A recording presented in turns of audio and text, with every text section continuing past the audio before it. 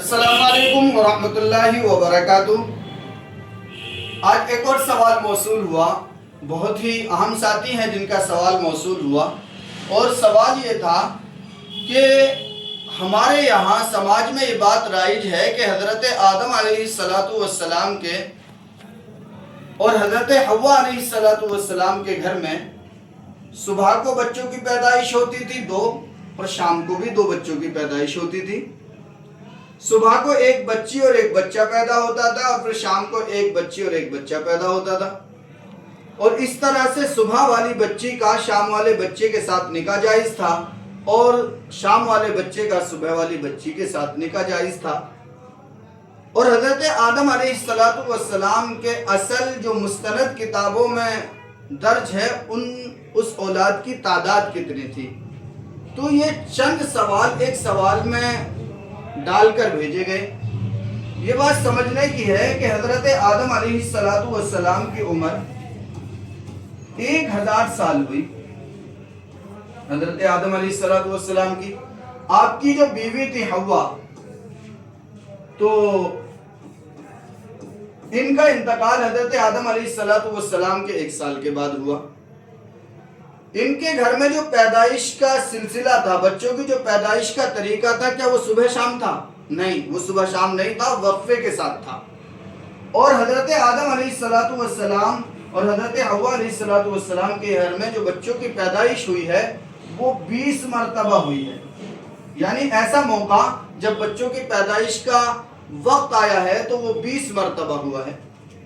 اور ایک اور روایت ہے کہ حضرت شیس علیہ السلام تنہا پیدا ہوئے تھے۔ تنہا پیدا ہوئے تھے تو یہ سلسلہ 21 ہو جائے گا، اور اس طرح سے تو بچوں کی تعداد 40 ہو گئی، 20 لڑکیاں اور 20 لڑکے۔ اور حضرت شیس علیہ السلام جب تنہا پیدا ہوئے تو اس طرح سے کل بچوں کی تعداد 41 ہو گئی۔ یہی صحیح اور مستند کتابوں میں لکھا ہوا ہے۔ اس کے علاوہ کوئی لکھتا ہے 80 بچے تھے، کوئی یہ بھی لکھتا ہے 81 تھے، کوئی لکھتا ہے 120 تھے، اور کوئی یہ لکھتا ہے کہ 121 تھے۔ وہ شیس علیہ السلام جو تنہا پیدا ہوئے تھے وہی سلسلہ ہے۔ حضرت آدم علیہ السلام کے بچوں میں ایک ہی ماں باپ کی اولاد آپس میں نکاح کرتی تھی، یہ بات بھی درست ہے۔ صبح کو بچہ اور شام کی بچی ایک ساتھ نکاح اس کا جائز تھا، اور انسانیت کی افزائش کا یہ سلسلہ اللہ نے بنایا تھا۔ تو سوال یہ پیدا ہوتا ہے کہ یہ آپس میں بھائی بہن کے نکاح کا جو سلسلہ تھا وہ کب تک رہا؟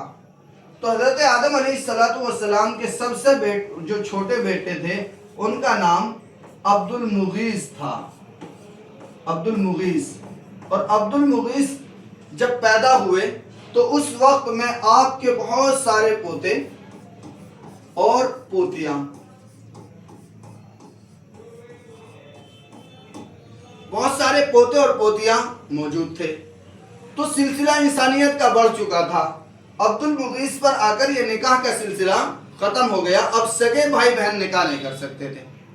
ہاں، یہ ایک بات اور ہے کہ جب حضرت آدم علیہ السلام کا انتقال ہوا اس وقت آپ کے پوتے پوتیوں اور اولاد کی جو تعداد تھی وہ 40,000 ہو چکی تھی۔ یعنی اس 1000 سال میں حضرت آدم علیہ السلام کی جو صلبی اولاد تھی، پھر ان کی جو اولاد بنی، اس طرح سے ان کی تعداد 40,000 تک پہنچ گئی تھی۔ تو یہ جو کہتے ہیں کہ صبح کو 2 بچے ہوتے تھے، شام کو 2 بچے ہوتے تھے، بھائی ایسا تو کسی مستند کتاب میں ہے ہی نہیں۔ 20 مرتبہ یا 21 مرتبہ آپ کے یہاں پیدائش کا سلسلہ رہا ہے، جن سے 40 یا 41 بچے پیدا ہوئے ہیں، اور سب سے بڑے بیٹے کا نام جو کتابوں میں ہے وہ قابیل ہے۔ حالانکہ بعض ایسی جو غیر مستند کتابیں ہیں ان میں یہ لکھا ہے کہ 4تھے نمبر کے تھے، لیکن جو اہم کتابیں ان میں لکھا ہے کہ پہلے نمبر کا قابیل، اور مغیث جو تھے یہ آخر میں تھے، سب سے آخر میں، اور 3رے نمبر پر حضرت شیس علیہ السلام پیدا ہوئے ہیں۔ تو یہ آپ کے سوال کا جواب ہے۔